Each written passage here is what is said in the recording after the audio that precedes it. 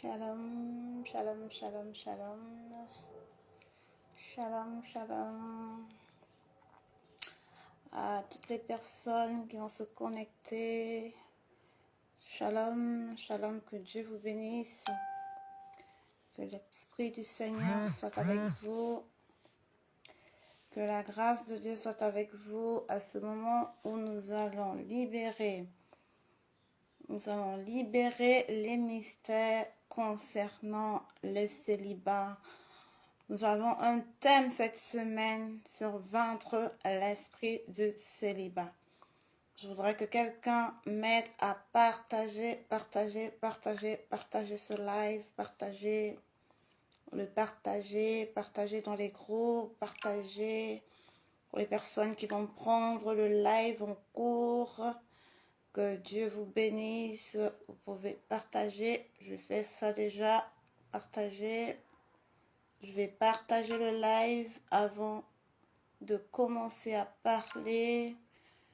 Que Dieu vous bénisse pour toutes les personnes qui vont nous retrouver en chemin. Que Dieu vous bénisse, que Dieu vous bénisse, que Dieu vous bénisse, que Dieu vous bénisse. Shalom, shalom, shalom, shalom. Que Dieu vous bénisse. Vous pouvez partager le direct sans aucun doute. Vous pouvez partager le direct. Shalom, shalom, shalom, shalom. Shalom. Nous allons vraiment parler de ce thème qui fait couler des encres, de la salive. Ce thème qui vraiment passionne beaucoup de personnes. Le célibat, comment vaincre l'esprit de célibat. Shalom, shalom, merci pour le like, merci pour le petit pouce bleu. Aidez-moi à partager ce live, partagez. Celui qui partage est artisan de la parole de Dieu. Celui qui partage est artisan, fait partie de ceux-là qui envoient la parole de Dieu à l'extrémité de la terre, partout. Alors, partagez le direct avec moi. Partagez. Même s'il n'y a pas beaucoup de monde, je vais commencer. Moi, le plus important, c'est de libérer la parole de Dieu. C'est pas la foule qui importe. C'est pas le nombre de personnes connectées qui importe. Mais il est important de partager. Partagez le direct avec moi. Partagez. Si quelqu'un peut partager le direct avec moi, partagez le direct.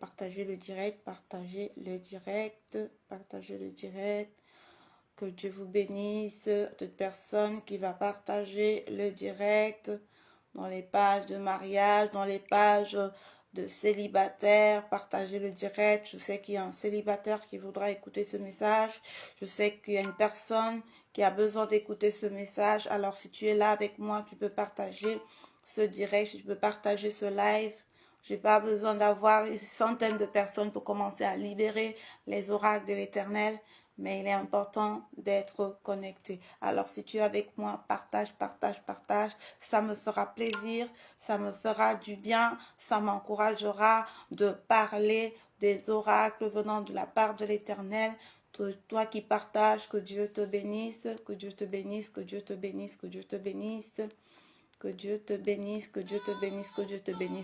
Alléluia. Shalom. Shalom à vous qui êtes connectés. Shalom. Aujourd'hui, je vais parler de vaincre les esprits de célibat. Lorsque j'étais en train d'écrire ce thème, le Seigneur m'a mis à cœur de diviser ce thème en plusieurs sous-thèmes afin que nous comprenions vraiment le problème de célibat. Il n'est pas seulement toujours, c'est pas toujours la raison du grand-père au village ou de la tante qui avait bloqué ou alors des alliances de famille. Le Seigneur m'a mis à cœur de mettre déjà un accent sur notre propre être. Le problème de célibat, souvent, c'est personnel. Parfois, nous n'avons pas un bon caractère, parfois nous avons des mauvaises habitudes, mais nous voulons nous asseoir dans un mariage. Nous voulons que le mariage nous soit favorable. Alors, mon bien-aimé, si tu es là, tu peux partager, tu peux liker, tu peux commenter, tu peux vraiment être interactif afin que la parole de Dieu soit libérée. Alors, si tu es là, partage, fais vivre ta présence. Ne sois pas invisible, ne sois pas invisible. Tu peux partager, tu peux sans aucun doute partager. Tu peux partager. Que Dieu te bénisse, toi qui partages. Que Dieu te bénisse, toi qui partages. Shalom, shalom, shalom, shalom. Alors aujourd'hui, le Seigneur m'a mené à parler sur le thème de construire ta propre personne. Avant d'entrer dans un mariage, avant de parler de célibat, nous pensons, le Seigneur m'a mis à cœur de parler déjà de notre propre construction personnelle.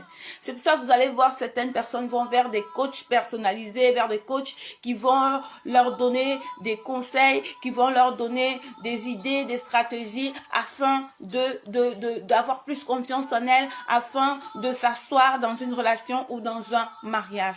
Je veux dire déjà à quelqu'un, le mariage est une institution sacrée. Le mariage est une institution divine. Le mariage est une institution que Dieu même a mis sur pied.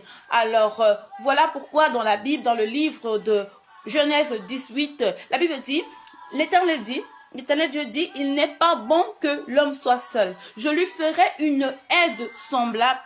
Donc, quand tu vis, il y a quelque part, si tu es une femme, tu es l'aide semblable d'un homme quelque part. Si tu es un homme, quelque part, il y a une femme qui est ton aide. Quelque part, shalom, shalom, Michel Bani Maokias, que Dieu te bénisse vraiment.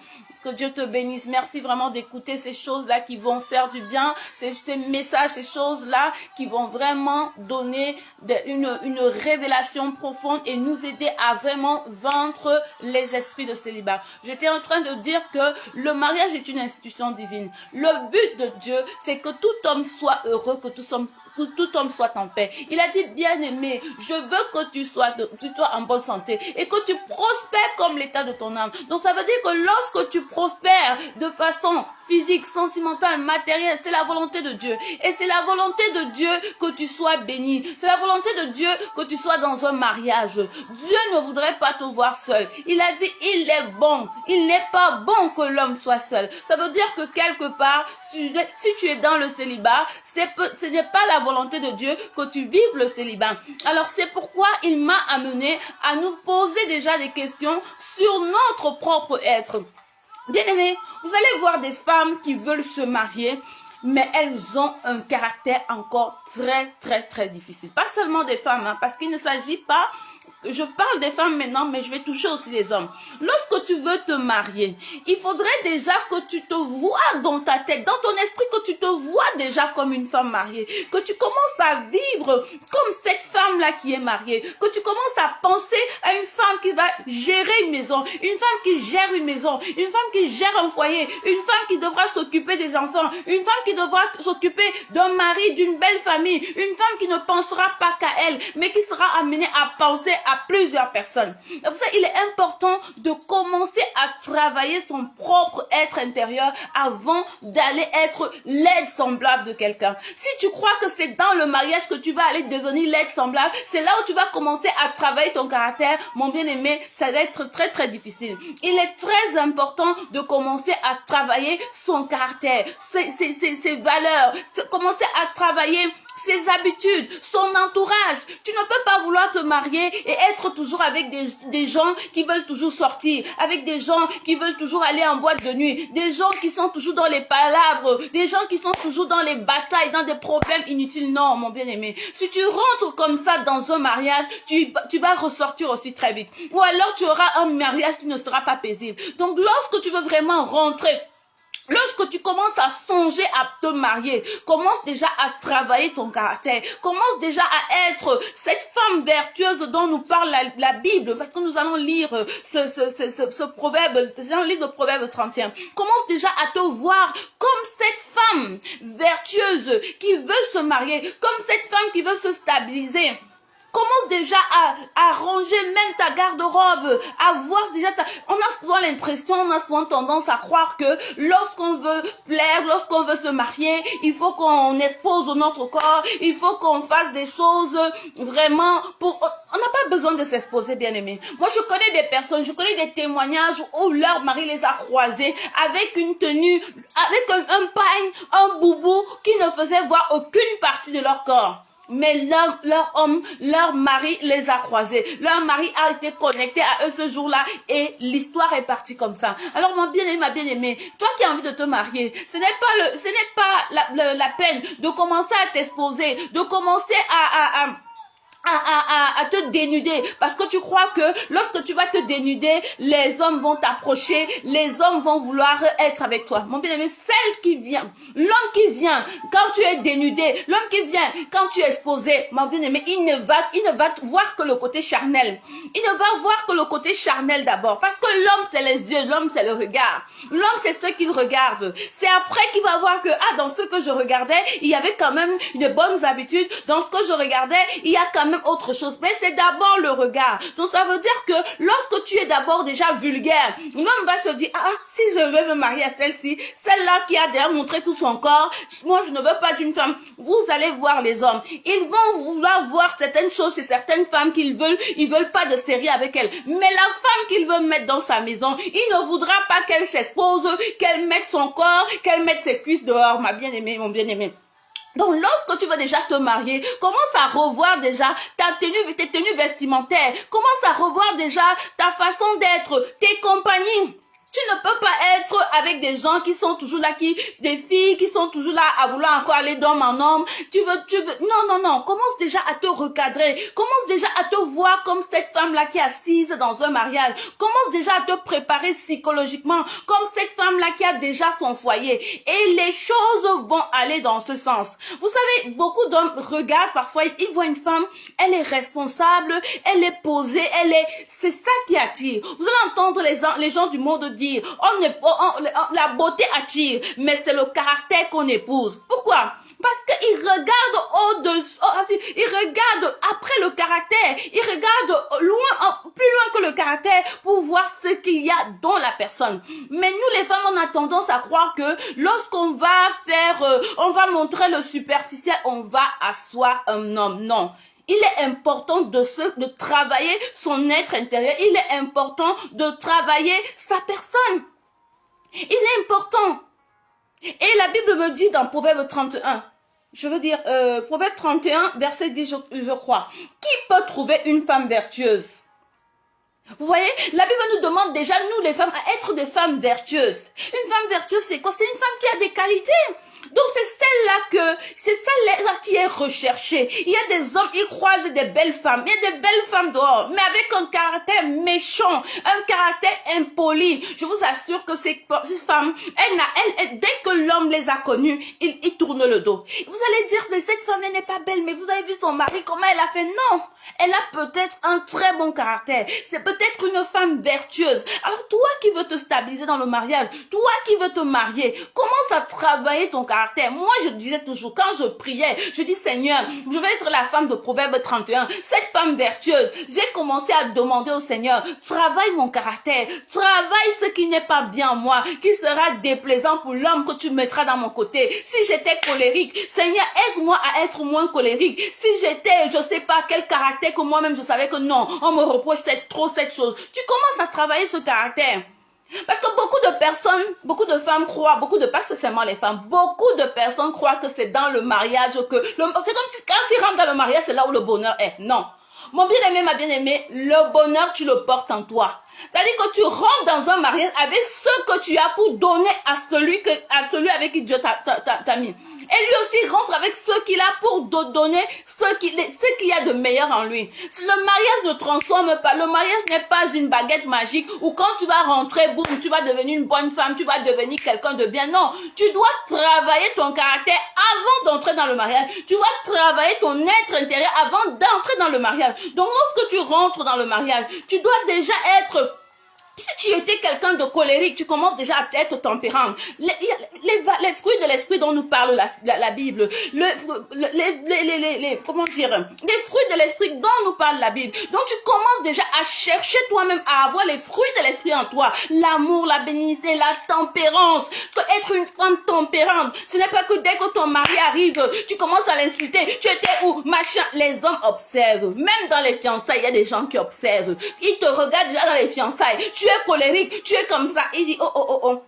Parfois même, il ne vous donne même pas le préavis, il s'en va. Donc quand tu veux déjà te marier, quand tu penses que c'est le temps, quand tu dis à Dieu non, tu as dit qu'il n'est pas bon que l'homme soit seul. Il faut déclarer la parole, mes soeurs. Tu veux te marier, il faut déclarer la parole. Tu dis, Seigneur, tu as dit qu'il n'est pas bon que l'homme soit seul. Il n'est pas bon que l'homme soit seul. Moi, je ne veux plus être seul. J'aimerais me marier. Dieu est derrière sa parole. Dieu n'est pas derrière les larmes, les cris, Seigneur, j'ai déjà 50 ans, regarde mon âge, on se moque de moi. Non, Dieu n'est pas là. Dieu est dans sa parole. Lorsque tu rappelles à Dieu sa parole, tu dis à Dieu, il n'est pas bon que l'homme soit seul. Seigneur, je veux déjà me marier. Donc, c'est comme ça que Dieu agit. Lorsque tu dis que je veux déjà me marier, commence déjà à arranger ton caractère, commence déjà à mettre en place un caractère que tu sais que non, pour une vie à deux, ça ne va pas être bien. Vous imaginez les enfants d'une même famille. On se chamaille. Imaginez, vous sortez du côté nord, l'autre mari vient du côté est. Vous n'avez pas été éduqués de la même façon. Vous avez des idées divergentes. C'est clair qu'il y aura des frottements. Il faut apprendre à mettre de l'eau dans son vin. Alors si tu n'es pas une femme tempérante, si tu n'es pas une femme qui est douce, qui n'est pas une femme qui sait prendre les choses, vous allez tout le temps avoir les problèmes. Vous allez tout le temps être en clash et ce n'est pas bien. Donc avant de commencer à parler la délivrance, de dire qu'il faut chasser les esprits de famille, les liens de machin, la première délivrance est personnelle. C'est-à-dire que travailler son caractère, travailler son homme intérieur, se dire que je vais rentrer dans le bonheur, dans le mariage pour donner du bonheur. Je vais rentrer dans le mariage pour donner du bonheur. Et je vais rentrer dans le mariage, mon mari me donnera du bonheur. Mais la plupart du temps, on rentre dans le mariage, on s'assoit, on croit que c'est le bonheur qui va venir nous trouver. Non. Le mariage, c'est vous qui le bâtissez. Le bonheur, c'est vous qui le bâtissez. Si vous voulez un mariage heureux, vous aurez un mariage heureux. Donc, quand vous rentrez dans un mariage avec des caractères, des comportements difficiles, vous allez aussi, il est clair que vous allez avoir des difficultés. Il y a des hommes, par exemple, ils vous observent, ils vous amènent, par exemple, dans sa famille. Mais quand vous avez un mauvais caractère, vous arrivez là-bas, on vous teste un peu là, quelqu'un vient vous parler. Ah, tu as vu la belle-mère, elle est comme ça. Toi aussi, tu ouvres la bouche. Oui, en fait, elle est vraiment comme ça. Elle est vraiment... Non, ma bien-aimée. Sagesse. Tu n'entres pas dans les histoires qui ne te concernent pas. Tu dis, ah, tu ne réponds pas. Donc, beaucoup comme ça, on vous teste. Et quand tu n'es pas encore rentré dans une famille, tu commences déjà à amener la division. Tu n'es pas encore rentré dans une famille, tu commences déjà à amener les problèmes. C'est comme ça que l'homme, il va regarder, ou alors sa famille va lui dire non. Cette femme-là, non, on ne la veut pas. Pourquoi? Parce que le caractère qu'ils sont en train de voir, ils se disent que non. Ce caractère-là, nous, on ne le veut pas dans notre famille. Cette personne-là, si elle rentre, elle va diviser la famille. Cette personne-là, si elle rentre, elle va venir détruire tout le monde. Mon bien-aimé, ma bien-aimée. Donc voilà pourquoi quand tu vois déjà que tu vas rentrer, commence à travailler ton caractère. Commence à travailler ton caractère. Moi, ça a toujours été ma prière. Seigneur, je veux que les fruits de l'esprit soient mon partage. Je veux qu'en moi il y ait la tempérance. Je veux qu'en moi il y ait la bonté. Pas seulement pour les autres, mais en moi-même. Quand on est quelqu'un de bon, personnellement, on est bien. On n'a pas de haine vis-à-vis des gens. On fuit les problèmes. Loin des problèmes, loin des embrouilles. On est bien, on est en paix. La Bible nous demande d'être en paix avec tout le monde, tant que cela est possible. Quand vous êtes déjà quelqu'un de paix, ce n'est pas que vous cherchez les problèmes, pas que vous allez entendre, on a dit ça là-bas, vous partez, on a raconté là-bas. Non. Vous évitez ce genre de choses. Lorsque vous avez cette paix en vous, vous allez vous rendre compte que beaucoup de problèmes, beaucoup de choses ne vont pas vous toucher parce que vous aurez fait la part des choses. Vraiment que la Bible, que le ciel nous aide avec... Que le ciel nous aide vraiment avec dans le livre de Galates vraiment, que nous soyons vraiment porteuses des fruits de l'esprit, que les hommes, que les maris que Dieu va mettre sur le chemin de quelqu'un qui écoute ce live, soient des hommes qui ont des fruits de l'esprit en eux. Ce sont des hommes qui ont les fruits de l'esprit en eux. pas des foyers de bagarres, de querelles ou quoi que ce soit. Il ne peut jamais manquer de problèmes. Mais il y a des couples qui arrivent à arranger leurs problèmes sans toutefois qu'il y ait des éclats de voix, sans toutefois que le voisinage ne soit alerté, sans toutefois que quelqu'un ne vienne les séparer. Déjà, on a parlé du caractère. On va lire un peu la parole pour appuyer ce que je suis en train de dire. Je vais vous parler de l'histoire de la reine Esther, dans le livre d'Esther. Vous avez entendu parler de cette histoire où la reine Esther, le roi de Suse, je crois, avait beaucoup de richesses. Alors il a décidé de faire un festin pour montrer à son peuple, pour montrer aux gens que voilà, je suis un roi riche, je suis un roi fort. Alors, pendant qu'il avait fait ce festin, il a dit dans le verset, il est dit dans le verset 8, le livre Esther, Esther 8, on dit, pardon, je sais pas, j'ai mis de côté, mais on a dit dans le livre de Esther 8 que chacun fasse ce qu'il en a envie. Donc, ça veut dire que pendant cette fête, tout le monde pouvait faire ce qu'il voulait. Tout le monde pouvait, si tu voulais fêter en dansant, tu dansais. Si tu voulais fêter en t'enroulant par terre, tu pouvais le faire. Donc, dans le livre de Esther, chapitre 1, verset 8, on dit, mais on ne forçait personne à boire, car le roi avait ordonné à tous les gens de sa maison de se conformer à la volonté de chacun. On a dit que on a demandé aux personnes qui étaient là de se conformer à la volonté de toute personne qui allait être à la fête. Donc pendant que le roi avait déjà bu, il était déjà ivre et tout, il a été avec ses amis, il a demandé qu'on lui appelait son épouse Vashti à l'époque. Alors Vashti, elle a refusé d'aller vers son mari. Vous voyez déjà, c'est un comportement de quoi? C'est un comportement de mépris. C'est-à-dire que ton mari t'appelle, tu ne vas pas vers lui. Tu sais qu'il est avec les étrangers. Donc, quand vous êtes seul, tu peux faire certaines choses. Mais tu sais que ton mari a les étrangers. C'est vrai, on avait dit que personne ne force chaque personne à fêter d'une manière ou d'une autre. Que chacun fête comme il en a envie. Va-t-il? Elle ne voulait pas aller vers son mari parce qu'elle avait fait aussi sa fête avec ses servantes, avec ses amis. Donc Vashti a manqué de respect à son mari le jour de ses festins devant tout ce monde-là. Le roi, humilié par le comportement de son épouse, il a demandé aux sages qui étaient avec lui, mais qu'est-ce que je peux faire avec ce genre de comportement que mon épouse a affiché. C'est comme ça que ces conseils-là, on dit qu'il faut qu'il se sépare de son épouse Vashti. Regardez comment une femme qui était assise dans la royauté a perdu son mariage à cause du comportement. Regardez comment une femme qui était assise dans un mariage stable, dans une opulence, a perdu son mariage à cause du caractère. Elle aurait pu partir vers son mari, aller écouter ce qu'il allait lui dire. Elle n'est même pas allée. Elle n'a même pas cherché à aller voir. Voilà pourquoi je parle, mon frère, ma soeur, du caractère. Le caractère, c'est très important de travailler son caractère. Il y a des femmes devant leur mari, devant leur fiancé. Elles ne se dérangent pas de l'humilier. Elles ne se dérangent pas de lui dire des choses, des mauvaises paroles. Des hommes aussi vice-versa, devant les amis de leur femme. Ils ne se dérangent pas de les humilier publiquement.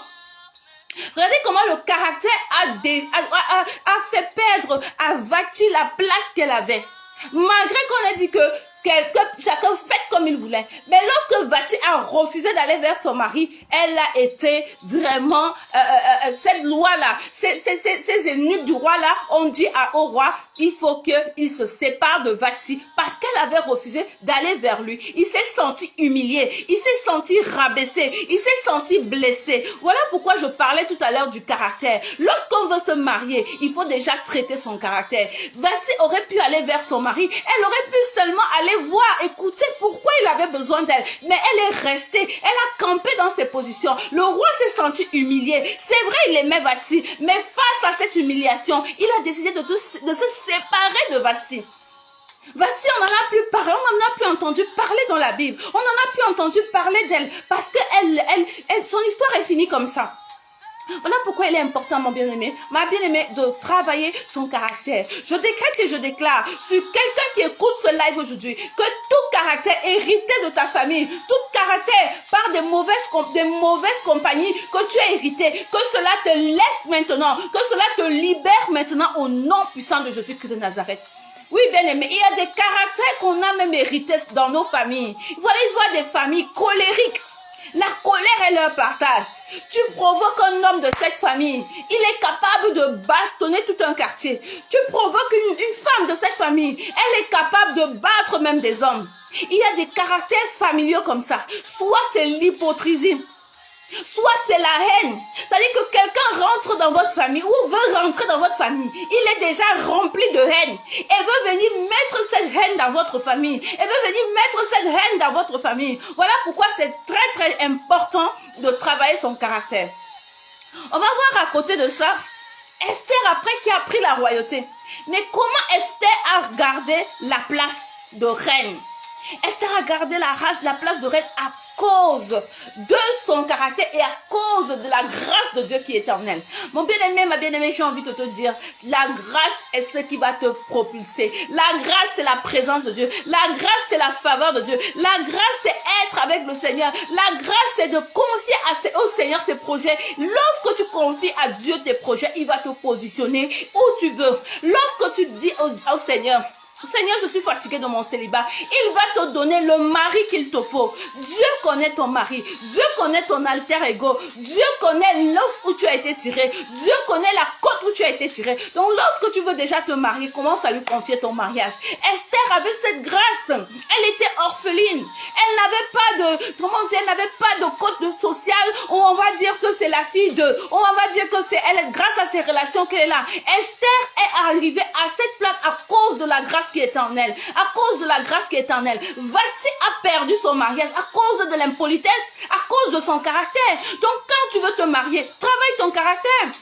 Travaille ton caractère avant d'accuser les démons, avant d'accuser les oncles de la famille, avant d'accuser les liens familiaux. Dès que tu as déjà eu la victoire sur ton caractère, que tu sais que tu es un homme vertueux, que tu sais que tu es une femme vertueuse, mon bien-aimé, je te dis, tu as déjà une victoire.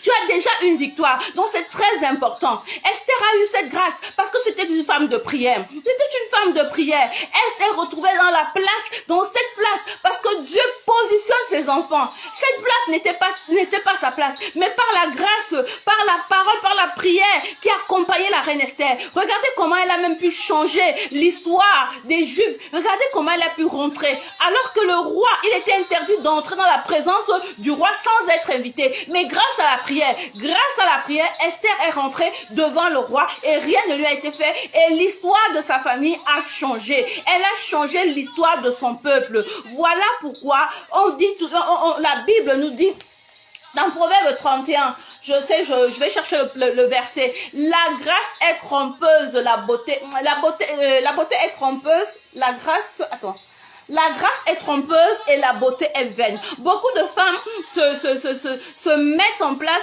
se mettent des idées en tête. Je suis belle, rien ne peut m'arriver, personne ne peut me résister. Non, ma bien-aimée, mon bien-aimé, tu vas vieillir. La vieillesse va t'amener à comprendre que la beauté n'est pas éternelle. La beauté, de nos jours, les femmes sont belles. De nos jours, les femmes prennent soin d'elles. De nos jours, tu vas trouver des belles femmes partout. Mais ce qui fait la différence, c'est ce que tu as à l'intérieur. C'est la grâce que tu as en toi. C'est la qualité que tu as en toi. C'est ça qui fait le plus. Si les hommes épousaient seulement les femmes pour la beauté, aucune belle femme ne serait célibataire. Si les hommes épousaient seulement les femmes à cause de la beauté, il n'y aurait aucune belle femme célibataire. Mais ce n'est pas seulement la beauté qui fait tout. Il faut qu'il y ait quelque chose au-dessus de cette beauté. Il faut qu'il y ait cette beauté porte quelque chose. Il faut que cette beauté porte quelque chose. Que cette beauté apporte un plus à cet homme. Que cette beauté soit une aide semblable à côté de cet homme. Que cette beauté soit une grâce à côté de cet homme. Que cette beauté vienne bâtir un couple. Nous avons toujours tendance à croire qu'on vient s'asseoir dans un foyer et tout est fait. Non, nous devons être bâtisseuses d'un foyer. On bâtit un foyer, on bâtit une relation. On se reconnaît très bien dans une œuvre qu'on a bâtie. Bien-aimé, bien-aimé, si tu arrives dans une relation, l'homme a tout fait, l'homme a tout bâti, qu'est-ce que tu apportes de plus? Rien. Mais lorsque tu es artisane, lorsque tu fais partie des bâtisseurs du projet, tu te reconnais mieux. Tu sais qu'à ce moment, nous avons, pour avoir cette chaise, nous avons fait comme ça. Pour avoir ce meuble, nous avons fait comme ça. Tu es artisante toi-même de votre bonheur. Il est très important. Voilà pourquoi il faut bâtir en soi. Il faut bâtir en soi des capacités afin d'être cette aide semblable dont nous parle la Bible. Il faut que tu sois cette aide semblable que parle la Bible. Je vais lire le livre de Proverbes 31. Qui parle des femmes vertueuses, dans le livre de Proverbes 31. Cette femme-là dont parle la Bible, cette femme-là dont célèbre la Bible, cette femme-là dont parlent les Écritures. Rekabasaka. Cette femme vertueuse dont parlent les Écritures, cette femme vertueuse que les hommes recherchent, cette femme vertueuse qui se distingue toujours des autres femmes, cette femme vertueuse qui va toujours se distinguer des autres belles femmes. Il y a des belles femmes, mais la femme vertueuse, la Bible dit qu'elle sera célébrée. Cette femme-là, elle est la femme recherchée. Cette femme-là, quand l'homme est fatigué, il sait on dit derrière un grand homme se cache une grande femme. Il sait que derrière lui, il y a une grande femme qui est cachée. Cette grande femme qui est capable de le soutenir dans les moments de difficulté, dans les moments de faiblesse, dans tous les moments, dans les tempêtes et les vents. C'est très important.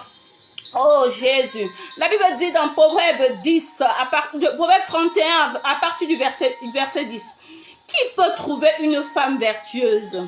Elle a bien plus de valeur que les perles. La Bible dit que la femme vertueuse a plus de valeur que les perles. Donc tu peux mettre les bijoux comme je les ai mis. Mais si tu n'as pas de vertu en toi, tout ça est nul. Si tu n'as pas de vertu au-dessus de tout ce qui est superficiel, cela ne sert à rien. La Bible dit le cœur de son mari a confiance en elle. Oui, mon bien-aimé, le cœur d'un mari, d'un homme ou quelqu'un qui a envie d'épouser d'une femme, et il est séduit par le caractère, par les choses qu'elle a en elle, les choses intérieures qui se libèrent dans la vie de cette femme. Alléluia. Elle fait du bien et non du mal tous les jours de sa vie. Donc la femme vertueuse est cette femme qui a ses valeurs, qui a ses vertus. Elle n'est pas là pour la guerre, elle n'est pas là pour la séparation, elle n'est pas là pour détruire les familles, mais elle est là pour distiller le bonheur, elle est là pour bâtir, elle est là pour apporter la paix. Je prie que quelqu'un qui écoute ce live, quelqu'un qui écoutera ce live, même en différé, qu'il soit une personne de bien, qu'elle soit une personne de bien, au nom puissant de Jésus-Christ de Nazareth. La Bible dit, dans verset 14, elle est comme un navire marchand. Vous voyez, le navire marchand, c'est celui-là qui porte. C'est un porteur. La femme vertueuse est un porteur, est une porteuse. Elle porte en elle des choses. Elle porte en elle des richesses. Elle porte en elle des bénédictions. Elle porte en elle des vertus. C'est très important d'être une femme vertueuse. Dans le nom de Jésus. Hey, Rabasheke. Au verset 15 de la Bible dit, elle est comme un navire marchand, 14, 15, elle se lève lorsqu'il est encore nuit et donne la nourriture à sa maison et les tâches à sa servante. Elle pense à un champ et elle acquiert. Oui, mon bien-aimé. La femme vertueuse pense à un champ et elle acquiert. Je vois souvent beaucoup de personnes, j'ai souvent dit à des amis, à des sœurs, je dis, mais pourquoi tu ne réalises pas tel projet? Ah, je vais faire ça quand je vais me marier. Oh bon? Donc tu attends de te marier pour réaliser certains projets. Bien-aimé, laisse-moi te dire, tu ne sais pas quand ton mariage va arriver. Mais il est important de commencer à te bâtir avant que l'homme l'arrive même. Ton mari peut te trouver, tu as déjà ta maison. Ton mari peut te trouver, tu as déjà tes business. Ton mari peut te trouver, tu as déjà tes voitures. Ton mari peut te trouver, tu as déjà ce que peut-être que vous aurez dû construire ensemble. Tu n'es pas obligé d'être là, les bras croisés, pour attendre un homme. Non, tu commences à te bâtir. Tu commences à te bâtir. De nos jours, ce n'est plus la beauté qui garde un homme. De nos jours, ce n'est plus être joli qui suffit. Les hommes regardent maintenant au-delà de ce que cette femme fait. Il a besoin de de cette aide. S'il amène 1000 francs à la maison, toi, tu ramènes ton 100 francs. C'est-à-dire que toi, la femme vertueuse, femme, il est très important que tu travailles. Si tu ne travailles pas, fais du commerce. Si tu ne peux pas faire du commerce, fais tes services. Dieu a mis des dons et des talents en toute personne. Dieu a mis des dons et des talents en toute personne. Donc, toute personne est capable de développer. Lorsque tu ne reconnais même pas tes talents, demande à Dieu quels sont les dons et les talents que tu as mis en moi, afin que je les mette, vraiment à profit, afin que cela me serve à gagner ma vie. Il y a des femmes qui vont croiser les bras, elles attendent l'homme de leur vie pour réussir, pour réaliser. Non! Commence à te réaliser. Ton mari peut te trouver, tu as déjà acheté le terrain. Ce terrain vous servira pour vos enfants et vous. Ton mari peut te trouver, tu as déjà ta voiture. Ton mari peut te trouver, tu as déjà réalisé plein de choses. Tu n'es pas obligé de croiser les bras. Commence à travailler. Sois cette femme vertueuse dont nous parle la Bible. Elle pense à un champ et elle l'acquiert. Dieu dit la femme vertueuse dans Proverbe 31. La Bible dit elle pense à un champ et elle l'acquiert.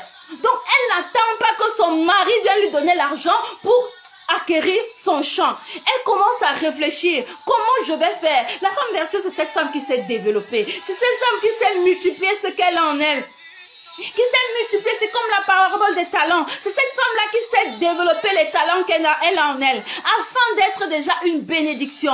Moi, j'ai souvent demandé à certaines femmes, non, c'est que c'est mon mari qui doit faire. Je dis, on ne souhaite pas. Mais si le mari décède, vous vous retrouvez femme, seule, veuve, avec des enfants.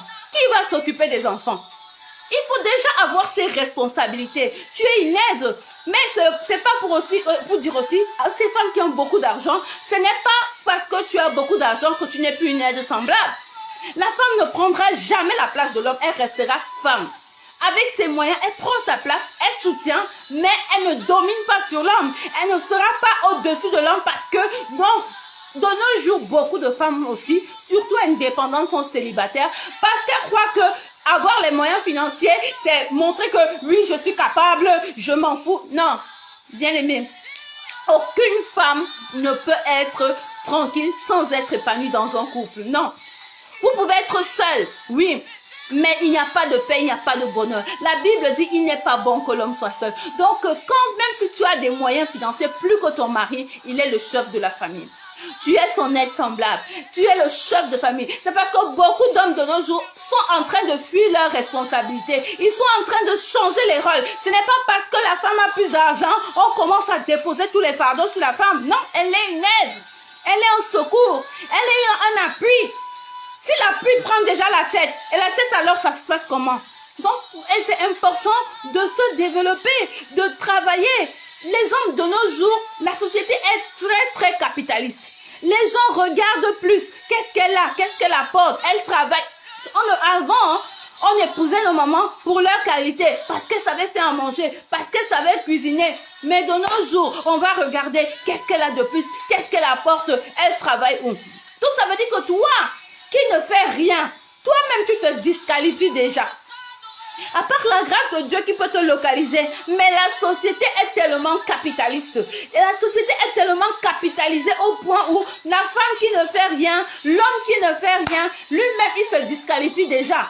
Quand on dit il y a les célibats, il y a le célibat dehors, il y a des hommes, il y a des femmes, mais tout le monde veut quelqu'un qui a quelque chose. Personne ne veut prendre personne qui n'a rien. Personne ne veut bâtir, personne ne veut construire, personne ne veut bâtir. Je tire attention en disant que quand je n'amène pas les gens à aller bâtir n'importe où et n'importe comment, il faut vraiment qu'il y ait une révélation. Si Dieu vous met en cœur que cette personne est vôtre, vous pouvez bâtir ensemble. Vous pouvez vous battre ensemble. Est-ce qu'il y a des personnes qui ont bâti sur de mauvaises terres? Si tu bâtis sur une mauvaise terre, si tu sèmes sur une mauvaise terre, tu vas regretter. Tu vas perdre tout ce que tu as investi. Il y a beaucoup de relations comme ça, où la femme croyait que non, je m'investis ici, cet homme, on sera ensemble, on finira notre vie. Il faut vraiment aussi avoir la révélation. Si cet homme n'est pas tien, ne va pas investir dans la vie d'un homme qui n'est pas tien. Ne va pas t'investir dans une relation qui va s'arrêter à court terme. Investis plutôt en toi. Sois une bonne femme, sois un bon homme. Quand ton homme va te trouver, il va trouver une femme qui se bat, une femme vertueuse, comme parle la Bible, qui pense à un champ, qui l'acquiert. Cette femme-là, qui a la possibilité de soutenir son mari, cette femme-là qui a la possibilité de mettre un grain de sel dans la soupe, dans ce que votre mari fait. C'est très important. C'est très important. Voilà pourquoi nous vivons des frustrations de nos jours. Faut pas se mettre focalisé. Tu as étudié, tu as des diplômes. Tout le monde ne sera pas fonctionnaire. Non. Tout le monde ne sera pas fonctionnaire. Mon bien-aimé, moi je suis fonctionnaire. Mais je préfère l'auto-entrepreneuriat. Je préfère. Parce qu'il y a cette liberté, cette capacité de créer, cette capacité de se dire, bon là, je me repose. Là, on délègue, on contrôle. On dit que c'est ça la beauté de l'auto-entrepreneuriat. Alors que quand vous êtes employé, je travaille pour la fonction publique suisse. Donc là, à partir de 16h30, je dois repartir au travail. Oh, mais qu'est-ce que je suis fatiguée, il fait chaud. Mais je suis obligée de partir parce que j'ai des comptes à rendre à mes supérieurs. Alors que si j'étais à mon propre compte, j'allais dire non, ok, je ne passe pas, je vais passer peut-être à telle heure. Mais non. Donc c'est important. Tout le monde doit faire quelque chose. Tout le monde doit faire quelque chose. Et un domaine aussi que je tiens à attirer l'attention. Beaucoup de nos sœurs se mettent la pression du mariage. Ma bien-aimée, mon bien-aimé, personne n'a le calendrier de la vie de quelqu'un. Personne n'a l'agenda de la vie de quelqu'un. Si ta sœur s'est mariée à 20 ans, et toi, tu peux te marier à 40 ans, toi, tu peux te marier à 50 ans, ce que tu as fait, c'est d'harceler le trône de Dieu. La pression des hommes, les stress des hommes, non, mets ça de côté. Les railleries des hommes, tourne ça comme ça. Ça, ce n'est pas ton problème. Le plus important, mets-toi seulement à genoux. Dis à Dieu, je suis fatiguée. Je suis fatiguée. Dis ça à Dieu. Ne montre pas. Il y a cet esprit actuellement où les femmes elles veulent se diluer à tous les prix parce qu'elles veulent le mariage à tout prix, à tous les prix. C'est-à-dire que le mari arrive, on ne choisit même plus. Ce n'est pas selon nos critères, ce n'est pas selon ce qu'on veut. Mais je vais faire comment? Je veux seulement me marier? Non. Tu ne peux pas entrer dans quelque chose où tu ne seras pas heureux. Tu ne peux pas entrer dans une histoire où tu vas pleurer toutes les nuits que qui m'avait envoyé. Non. Lorsque Dieu te donne ton mari, mon bien-aimé, c'est la côte. C'est quelqu'un qui te comprend. Vous êtes complémentaires. Vous n'avez pas besoin de parler, mais vous vous écoutez. Mon bien-aimé, je vais faire un témoignage. Le mien. Je me rappelle 7 années en arrière, je faisais cette prière à Dieu. Seigneur, non pas l'homme que mes yeux vont choisir, mais celui-là que tu auras choisi pour moi. Non pas l'homme que moi j'aurais choisi, mais celui-là que tu as choisi pour moi depuis l'éternité. L'homme où tu sais que ma côte sera tirée, pas le mariage de prophétie, où dit que tel est ton mari. Mon frère, la prophétie, le mariage, non. On ne peut pas prophétiser que voilà ton mari. Parce que l'homme que tu dois aimer, la personne qui va t'épouser, il faut déjà qu'il y ait un feeling. Que tu aimes cette personne de la manière qu'elle est, par ses pensées, par sa façon d'être, par ses habitudes. Alors, je priais comme ça à Dieu. Et je dis, Seigneur, non pas l'homme que je veux, mais l'homme que tu auras choisi pour moi. Non pas ça. J'étais comme ça. Donc, et j'avais tellement de prétendants, des personnes arrivaient. Et moi, quand je voyais quelqu'un, je disais, ah oui, il a l'air bien et tout et tout. Et dès que je dormais, dans mes songes, bam, le Seigneur me montre, non, cette personne n'est pas bien. Il me révèle les défauts de la personne. Ok, d'accord. Sagement, je dis non, merci, je ne veux pas. Et plusieurs fois, ça se répétait. Mais au final, j'ai dit à Dieu, mais tu veux même quoi à la fin? Mais en fait, tu ne m'aimes pas. Ça, c'est ce que je disais à l'époque. Seigneur, tu ne m'aimes pas. Comment se fait-il que tout le monde qui se présente devant moi, tu me montres toujours, il y a quelque chose qui ne va pas. Le Seigneur me disait, reste tranquille. J'ai préparé quelqu'un pour toi. C'est difficile, hein? On ne peut pas dire que c'est facile. Non. Quelqu'un qui n'est pas passé par là, il ne faut pas dire, non. Je comprends sa personne qui passe par le célibat qui en a marre. C'est difficile. De tenir bon, c'est difficile. Mais je vous assure, ce n'est pas impossible. Par la prière, par la parole, c'est facile. Parce que lorsque tu pries tout le temps, lorsque tu es dans la parole, Dieu te fortifie. Dieu te fortifie. Il y a même certaines envies, ça te sort de la tête. C'est une expérience. Ça te sort de la tête parce que tu es tellement rempli. Tu es tellement rempli par la présence de Dieu. Alors, quelques années plus tard, je sais pas, 3-4 ans à l'arrière, je fais un songe et dans ce songe-là, je vois un monsieur qui me demandait un mariage. Il n'avait rien des critères physiques que moi je donnais à Dieu. Parce que nous, on est très exigeants. On a nos critères. Seigneur, je veux un homme grand de taille. Je veux un homme noir comme la nuit. Je veux un homme comme ça, comme ci, comme ça. Ha, ça, moi j'avais mes critères. Hein. Si tu n'étais pas comme ça, ça passait pas. Et dans ce songe-là, je vois un homme qui n'avait rien des critères physiques que je voulais. Mais bel homme. Et le monsieur me demande un mariage, on causait, et puis à peine on cause, le monsieur me demande un mariage. Je dis, ah. Et puis, dans le songe, quelques minutes, enfin, vite fait dans le songe, je vois, on avait des alliances au doigt. Je dis, wow. Et dans le songe, je dis, si on m'avait dit que mon mari serait un homme clair de peau, j'allais dire non. Parce que c'était pas du tout ce que je voulais. Parce que ce n'était pas le désir de mon cœur. Ce n'était pas ça. Mais je vous assure, lorsque Dieu a permis que je rencontre cette personne, mais je vous assure que, waouh, mais il avait tous les caractères que je voulais. Il avait vraiment les habitudes que je voulais. Personne n'est parfait, mais une paix pas possible dans mon cœur, une paix incroyable.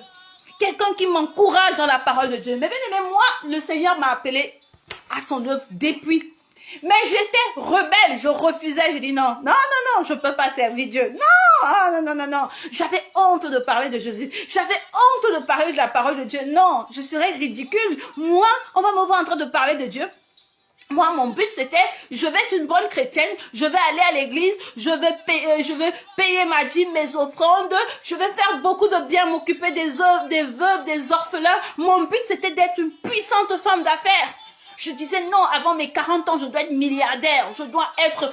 Mais j'encourage quelqu'un qui m'écoute. Si tu es une femme d'affaires, faut me contacter parce que j'aime encourager l'entrepreneuriat. J'aime encourager l'entrepreneuriat. Bien aimé, avant mes 34, même 30, dans la trentaine là, je m'étais déjà acheté des biens immobiliers en Europe. Donc pour moi c'était le but de dire je veux avoir un parc immobilier, je veux avoir des maisons et des maisons, je serai. Pour moi je ne regardais que ma carrière, le matériel. Mais Dieu me dit, tu dois me servir. J'ai dit non, Seigneur, mais je te sers déjà en allant au travail, je te sers déjà en allant à l'église. Alors c'est comme ça que, à un moment donné, le Seigneur me dit, si tu ne veux pas me servir, je vais commencer à fermer toutes les portes de tes activités. Et comme ça, tu vas comprendre que j'ai besoin de toi dans mon œuvre. Oh, ça, c'est pas possible. Et vraiment, j'avais déjà eu des expériences que peut-être des personnes qui sont dans le ministère n'ont pas eu des apparitions divines. C'est-à-dire, la grâce que j'ai eue, à peine j'ai cru au Seigneur, première retraite, le Seigneur Jésus m'est apparu. Il m'a parlé, il m'a dit des choses. Je trouvais ça anormal. Je me dis, mais qu'est-ce que c'est que ça? Mais j'étais toujours rebelle. J'ai dit, non, malgré tout ça, je ne veux pas servir le Seigneur. Mais lorsque j'ai dit non, Seigneur, je t'accepte, parce que c'est difficile. Généralement, on ne veut pas servir le Seigneur à cause du regard des gens, parce que quand j'étais plus jeune, j'ai dit que j'étais trop mode, j'aimais bien. Voilà, je voulais pas m'embrouiller avec ces histoires d'église. Quand on m'a même parlé de Jésus au début, les personnes qui m'ont évangélisé au début, j'ai dit, allez loin avec votre Jésus là. Laissez-moi cette histoire. Donc, quand j'ai cru, je me suis dit, mais attends, je vais commencer à parler du Seigneur et tout, machin. Au jour d'aujourd'hui, il y a des gens avec qui j'ai fréquenté, des gens qui me connaissent. Ils me regardent, waouh, c'est elle qui a changé, c'est elle, il y a quelque chose qui a changé, il y a quelque chose, est-ce qu'elle va bien, oui, tout va bien. J'ai croisé la véritable personne qui a mis la paix dans ma vie, qui a restauré ma vie. Parce que ma vie était une vie de combat. J'avais une vie de combat, une vie difficile où l'esprit de mort me fatiguait, où vraiment, c'était très, très compliqué. Alors, c'est comme ça que, quand j'ai vu cette personne, j'ai dit, Dieu ne fait rien au hasard. Lorsque tu pries sincèrement, ma prière, c'est que toi qui m'écoutes, que tu fasses cette prière et que Dieu te localise l'homme de ta destinée et qu'il crée une connexion divine. Que Dieu crée une connexion divine. Un jour, peut-être pendant ce live, pendant cette semaine, je vais parler de l'esprit de célibat, comment le vaincre. Peut-être je vais vous dire comment Dieu m'a révélé que c'était cette personne. Comment lui aussi Dieu lui a révélé que voilà ta femme. Moi, j'ai vite vu, hein, j'ai vite compris que waouh, c'est lui, c'est cette personne. J'ai vite compris parce que moi, j'avais déjà des signes précurseurs. Il m'avait déjà montré des signes, il m'avait déjà dit, voilà, la personne sera comme ça, voilà, elle sera ci, elle sera comme ça. Donc, moi, je connaissais déjà. J'avais déjà des signes. Donc, quand j'ai vu ça, j'ai glorifié le nom du Seigneur. Pourtant, mon bien-aimé, si tu es une servante de Dieu, si tu es quelqu'un qui croit en Dieu, si tu es quelqu'un qui a l'appel de Dieu, il sera difficile. Si tu es homme de Dieu, que Dieu te bénisse, Géraldin Gloire Chombo, que Dieu te bénisse. Si tu as quelqu'un qui a l'appel de Dieu, et tu vas te mettre avec quelqu'un qui ne connaît pas les Écritures, quelqu'un qui ne prie pas, il y aura un problème. Il y aura des obstacles. Donc, toi-même, tu vas encore aller te mettre dans un esprit de célibat, plus toi-même, tu vas encore ouvrir les portes de célibat. Donc, lorsqu'on confie vraiment sa vie, sa relation sentimentale, je pense que Dieu nous connecte à notre conjoint de destinée. Lorsqu'on confie vraiment sa vie à Dieu, il nous conduit à notre destinée. Demain, j'en parlerai sur les raisons aussi qui nous amènent au célibat, c'est les mauvais choix. Les mauvais choix. Les mauvais choix nous amènent souvent à être dans le célibat. Vous allez vous investir dans une relation qui, pour vous, Dieu sait que vous n'irez pas loin. Il vous montre par des signaux, cette relation n'est pas bien. Vous restez là, vous perdez le temps. Beaucoup même font des enfants dans ces relations. Imaginez alors quand Dieu doit encore trouver quelqu'un qui peut venir vous prendre avec tous ses enfants, avec tout le bagage, toutes les blessures émotionnelles que vous êtes sortis avec de l'autre relation. Parce qu'il faut donner autant à Dieu. Dieu, il faut maintenant qu'il commence à trouver parmi ces enfants-là qui peut supporter ma fille avec ses blessures émotionnelles, avec ses faiblesses, avec ses enfants. Nous donnons du travail à Dieu, énormément. Or que si nous lui confions nos relations, comme je dis, mon verset favori avec le Seigneur, c'est Psaume 32, verset 8. Je t'instruirai, je te montrerai le chemin que tu dois suivre. Je te conseillerai, j'aurai le regard sur toi. Ma vie, je voudrais qu'elle soit toujours conseillée par Dieu. Tout ce que je fais, j'ai besoin du conseil de Dieu. Et il me dit, je te conseillerai, j'aurai le regard sur toi. Donc j'ai la conviction que lorsque je marche avec Dieu, il a son regard sur moi. Je lui confie mes choix, je lui confie tout ce que je veux faire. Et je sais que tout ce que Dieu commence comme alpha, il le finit comme oméga. Beaucoup se retrouvent dans des relations, vous n'avez pas consulté Dieu. Mais quand ça ne va pas, Jésus au secours. Il n'est pas obligé de venir te sortir de ce que tu as commencé sans lui. Il n'est pas obligé. Mais lorsque tu appelles Jésus au début d'une relation, il va te dire, oh, écoute, la femme ou l'homme que tu es en train de voir là, il a tel défaut, il est colérique, il est si. Toi-même, tu sais, il y a encore t'en tenir. Alors, si tu sais que c'est pas ce qui t'arrange, tu lèves le pied. Lorsque tu appelles Dieu au début d'une relation, il va toujours t'aider. Si ça ne va pas, il va te révéler, il va te dire ce qu'il faut faire. Donc, c'est très important, mon frère, ma soeur. Alors, je prie pour quelqu'un qui m'écoute aujourd'hui. Ma prière, c'est que tu localises, Dieu t'aide à localiser ton conjoint de destinée, qu'il t'aide à localiser ton conjoint de la destinée, afin que vous formiez un seul corps, afin que vous ne formiez une seule chair, afin que vous soyez un seul élément. Mon bien-aimé, il y a des couples, ils sont ensemble, mais ils sont comme ça. Ils sont juste des voisins de lit. Ils sont juste propriétaires de même toit. Mais chacun est dans son côté. Il n'y a pas l'harmonie. Il n'y a pas la paix. Parce que beaucoup veulent faire les choses selon les hommes et non selon Dieu. Alors ma prière aujourd'hui, que Dieu te fasse grâce, afin que tu croises la personne qui saura combler les fautes, qui saura combler les manquements qui sont à toi, afin que vous soyez un couple uni, afin que vous soyez un couple, il n'y a pas de couple parfait, mais un couple où il y a la paix et la grâce de Dieu. Très important. Très important. Donc, lorsque nous avons vu, lorsque tu as la grâce de Dieu comme Esther, Comme lorsque tu as la grâce de Dieu comme Esther, Dieu va t'amener à te localiser, l'homme que toi l'homme où il veut te mettre. Ne regarde pas que, oh, moi, je n'ai pas étudié, je ne suis pas si, mais Dieu est capable de te mettre où il a envie, où il sait que tu seras bien. Ne regarde pas aux hommes, mais regarde à Dieu. Ne regarde pas l'horloge biologique. Le calendrier dépend de Dieu. Le calendrier dépend de Dieu. Il y en a qui peuvent se marier aujourd'hui, divorcent après 2 ans. Mais toi, tu te maries 5 ans plus tard. Tu fais jusqu'à toute la vie avec ton homme. Vous allez jusqu'à ce que la mort vous sépare. Le calendrier appartient à Dieu. Ta vie appartient à Dieu. Mon bien-aimé, ma bien-aimée, il est important vraiment de ne pas avoir cette pression. N'ayons pas la pression de la société. La société, on dit, si tu ne te maries pas à 20 ans, si tu ne te maries pas à 30 ans, ce n'est plus bon. Donc, il faut aller prendre tout et n'importe quoi. Il faut aller prendre n'importe quelle femme ou n'importe quel homme pour faire plaisir à la société. Est-ce qu'on se marie pour faire plaisir à la société? Non, je pense qu'on se marie pour être heureux, pour être épanoui, apporter du bonheur à un homme, apporter du bonheur à une femme et vivre sa vie. C'est parce que nous regardons beaucoup à la société. Donc le premier obstacle du célibat, c'est nous-mêmes. C'est nous-mêmes. Donc demain, nous allons parler des mauvais choix. Des choix catastrophiques qui peuvent faire en sorte que nous ne vivions pas ce mariage.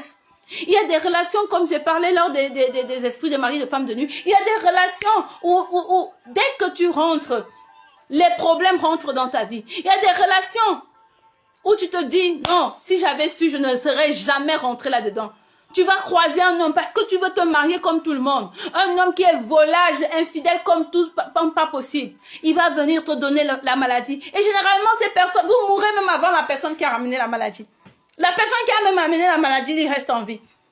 Et ça, pourquoi? Parce qu'on n'a pas écouté. On n'a pas demandé à Dieu sa volonté. On est rentré avec notre propre volonté. Alors, mon bien-aimé, toi qui m'écoutes maintenant, je prie que tu aies un mariage glorieux. Je prie que Dieu t'aide à localiser ton projet de destinée. Je prie que Dieu t'aide à travailler ta propre personne, afin que tu sois une bénédiction pour cette personne. Que tu n'attendes pas que ce soit un homme qui vienne changer ta vie, mais que tu commences à être cette femme vertueuse dont parle de la Bible dans Proverbe 31, afin que tu commences à bâtir toi-même ta propre vie. Alors, lorsque cet homme va venir te trouver, il va trouver, tu auras déjà le ciment de ta vie, tu auras déjà le sable de ta vie. Il va seulement ramener quelques matériaux et vous allez bâtir votre vie. Beaucoup attendent le mariage, ils n'ont rien entre les mains. Ils n'ont rien entre les mains. Je veux dire, on peut être d'une famille pauvre, mais on peut apporter ses services. Tu n'es pas allé à l'école, mais tu es peut-être une coiffeuse. Tu n'es pas allé à l'école, mais tu peux faire des petits boulots. Mon bien-aimé, il faut chercher à faire des choses. Je me rappelle quand j'étais encore il y a au moins 15 années, quand j'étais encore au Cameroun. J'allais travailler, j'étais étudiante, mais il fallait gagner de l'argent. J'allais travailler dans un restaurant, à Bastos, je crois. De 10h à minuit, imaginez-vous un travail, de 10h à minuit. Esclavage, 10h à minuit pour 65 000. Mais qu'est-ce que je faisais? J'avais la grâce, j'avais une ménagère. Mais avant de partir, je faisais des sucettes, des jus de fruits naturels. Je laissais et la ménagère vendait. Donc quand moi je rentrais du travail, je venais trouver même 5 000 à 10 000 francs à la maison. Je faisais des petites activités comme ça.